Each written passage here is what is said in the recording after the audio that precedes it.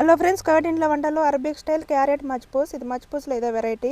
ఇది ఎలా ప్రిపేర్ చేయాలో చూద్దాం. ఇవేమో కోళ్ళు, ఒక కోడి 2 పీసులు అయితే చేసుకున్నాను. ఈ విధంగా క్యారెట్ అయితే తురుము పెట్టి ఇప్పుడు ఆయిల్ వేసుకొని గరం మసాలాలు వేసుకొని ఉల్లిపాయలు, పచ్చిమిర్చి, అల్లం వెల్లుల్లి పేస్ట్ వేసి బాగా వేపుకోవాలి.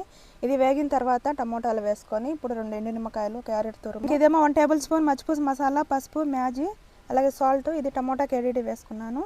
ఆ తర్వాత చికెన్ అయితే వేసుకొని బాగా వేపుకోవాలి. వేగిన తర్వాత అయితే వాటర్ అయితే పోసుకోవాలన్నమాట.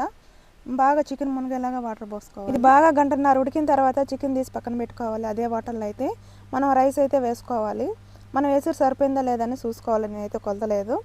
ఆ తర్వాత పక్కన తీసుకున్న చికెన్ అయితే ఇప్పుడు ఆయిల్లో వేయించి పెట్టుకోవాలి. ఇవి వేగే లోపల ఒక ప్యాన్ తీసుకొని కొంచెం ఆయిల్ వేసుకొని క్యారెట్ ముక్కలు, ఎండు ద్రాక్ష అంటే బ్లాక్ ద్రాక్ష వేసుకొని బాగా వేపుకోవాలి.